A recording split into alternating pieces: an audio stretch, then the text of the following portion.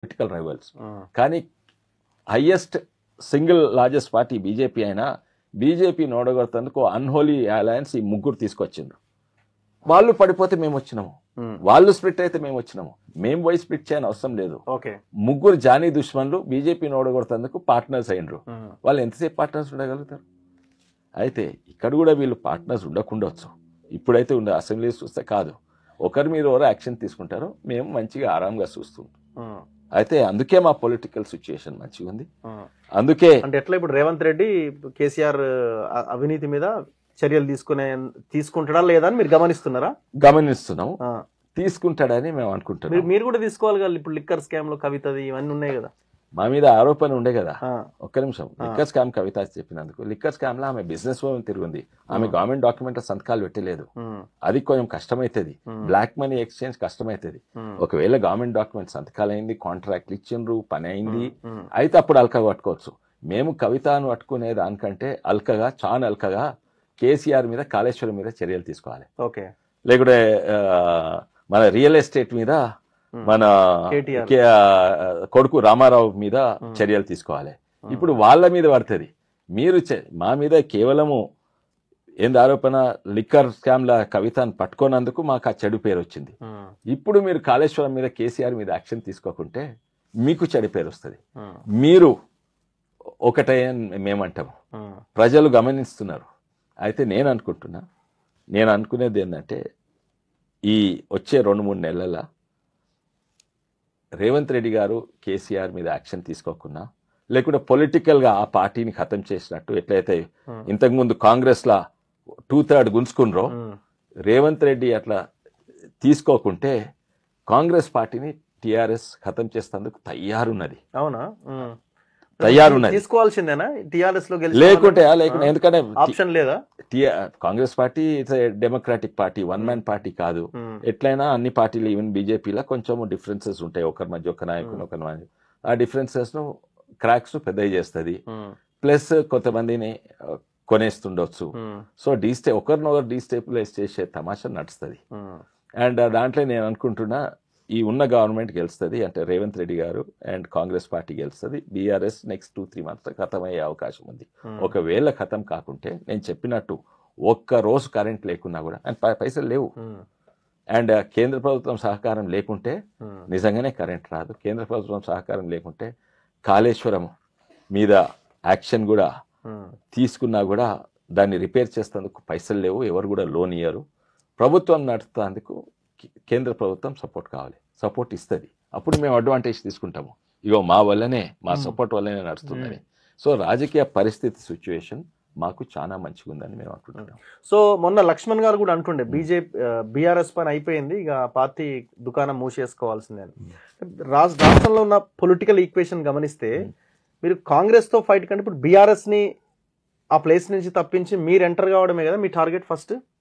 మేము ఎంటర్ కాదు, ఎంతైనా నేషనల్ పార్టీ ఒక స్టాండర్డ్ అండ్ లెవెల్. మీ లైన్ కాంగ్రెస్ వర్సెస్ బీజేపీగా ఈక్వేషన్ మార్చడం రాష్ట్రం, అట్లయితే మీకు ఈజీ అవుతుందని. మాకే కాదు, ఈవెన్ కాంగ్రెస్ కూడా ఈజీ అవుతుంది. కాంగ్రెస్ కు బీజేపీ తోటి కొట్లాడుతుందుకు ఈజీ, మాకు కాంగ్రెస్ తోటి కొట్లాడుతుందుకు ఈజీ. ఎందుకంటే ఓ స్టాండర్డ్ మెయింటైన్ చేస్తాయి నేషనల్ పార్టీస్, ఓ లెవెల్ ఆఫ్ డెమోక్రసీ ఉంటుంది స్టేట్ లెవెల్లో. కాంగ్రెస్ కూడా ఉంటుంది. కానీ ఓ one man one family party అయితే ఎంత కాడికన్నా దిగసారిపోతాడు. ఒకరి మీద టార్గెట్ చేసి కక్షలు తీసుకొని ఆయన మీద, ఆయన చుట్టాల మీద, ఆయన సపోర్టర్స్ మీద, ఆయన ఆస్తుల మీద యాక్షన్ తీసుకునే సందర్భాలు ఎన్నో చూసినాం మనము ఇంతకుముందు. అయితే ఇంకోటి, డబ్బులు విపరీతంగా సంపాదిస్తారు, ఖర్చు పెడతారు. ఉదాహరణ కరప్షన్లో కూడా వన్ మ్యాన్ ఉన్నప్పుడు నో క్వశ్చన్స్ ఆస్క్డ్.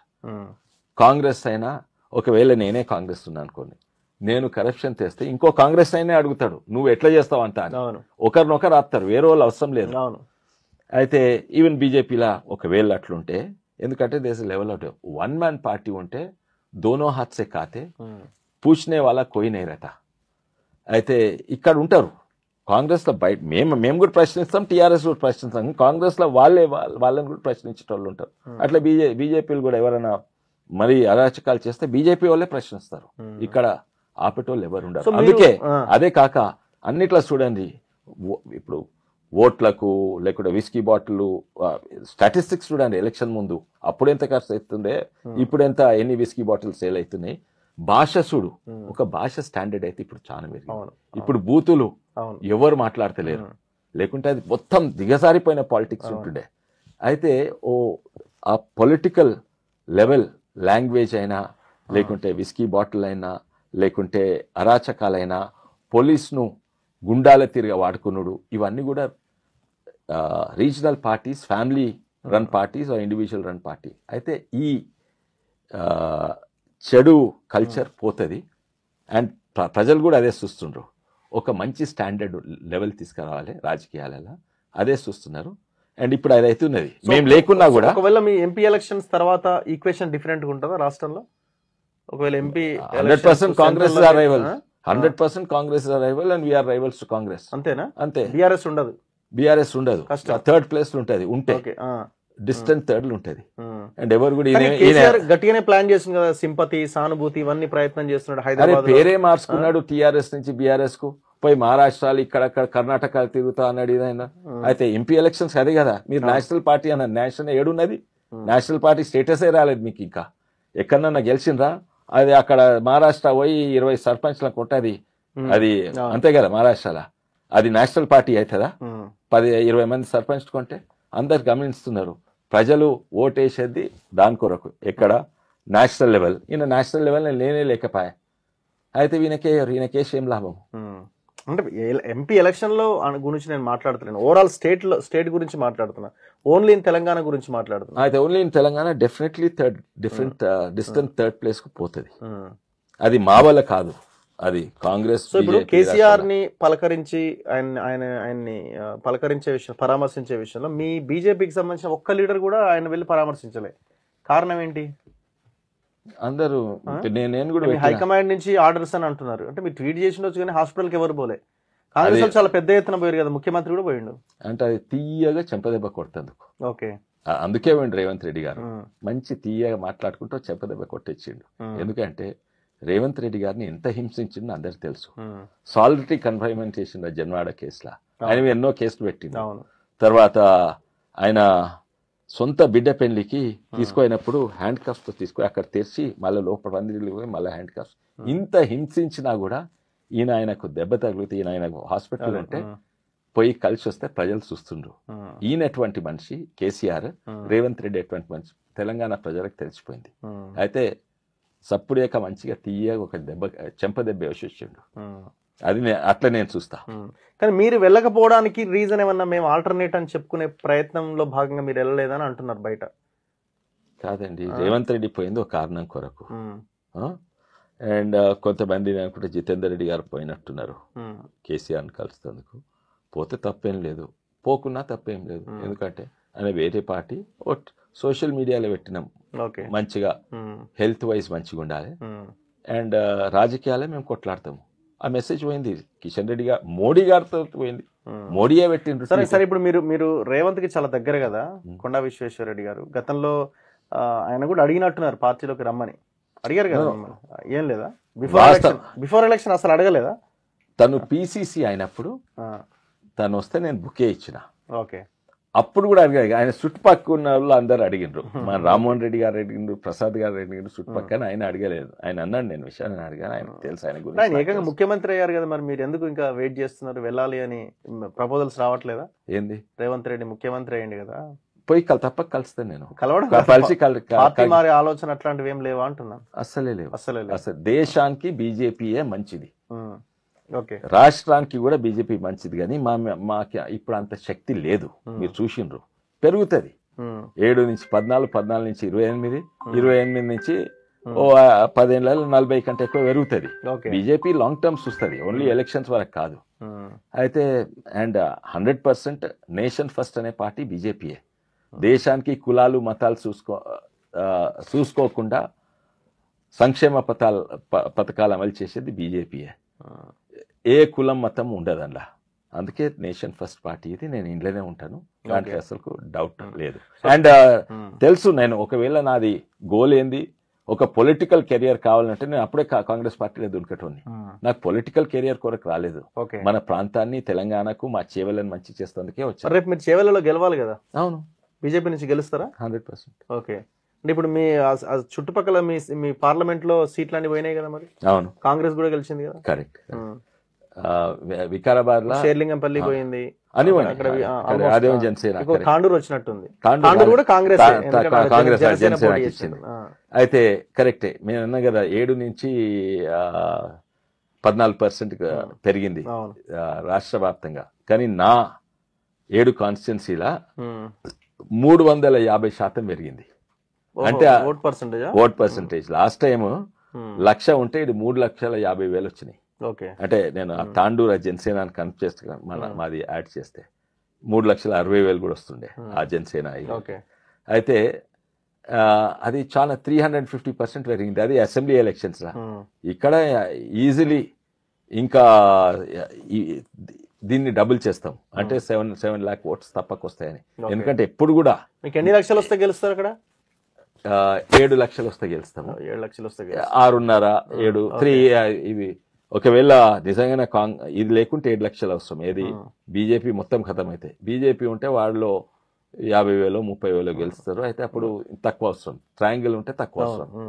నేను అనుకుంటున్నా నేను ట్రయాంగిల్ కొరకు పోరాడతలేను, 1-on-1. ఎందుకని BJP distant third, TRS distant థర్డ్లు ఉంటుంది.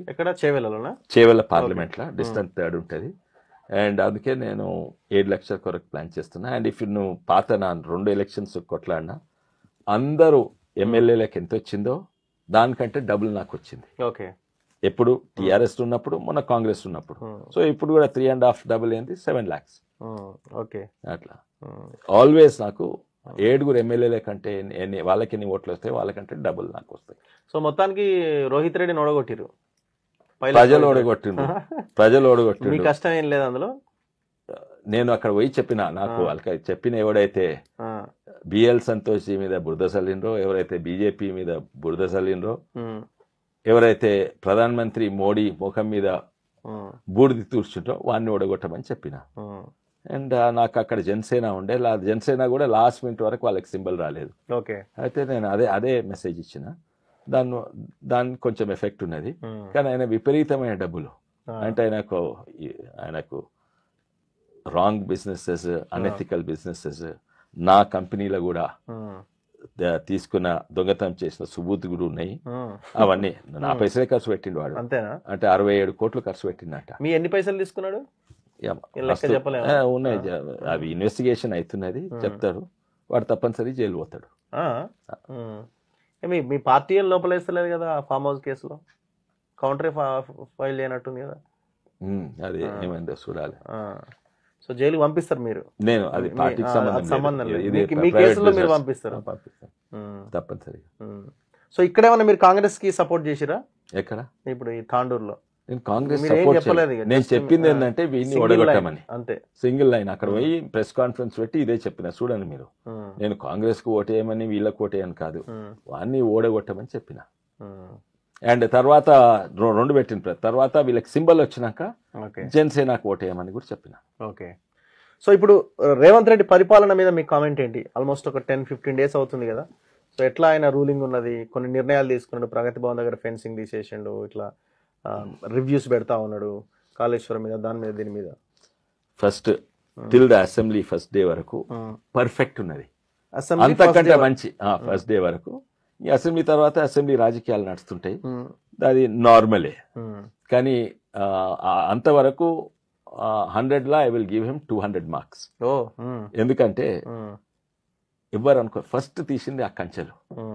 నిజంగానే అది ఒక బ్యాడ్ సింబల్ ఉండే తెలంగాణ కొరకు. అరే తెలంగాణ వచ్చినాక ఒక కంచెలు వేసుకొని దాక్కుంటున్నాడు లోపట, ఎవరిని కలవడు, ప్రజలకు అందుబాటులో లేరు. ఆ సింబల్ తెలంగాణ ప్రభుత్వం అది లేదని, ఆ సింబలిజం చాలా ఇంపార్టెంట్, అది తీసేసిండు. తర్వాత రాగానే వీడు దొంగ, వాడు దొంగ, కాళేశ్వరంలో కిక్ బ్యాక్ ఉన్నది, కేసీఆర్ను, అవి చేయలేదు. ఏమన్నారు? వైట్ పేపర్ తీస్తా అన్నాడు, అది చాలా మంచిది. రాగానే ఏమంటారు, వీళ్ళు రాగానే వాళ్ళ మీద, వాళ్ళు రాగానే వీళ్ళ మీద ఆరోపణ. తర్వాత ఫస్ట్ వైట్ పేపర్ చూద్దాం, వైట్ పేపర్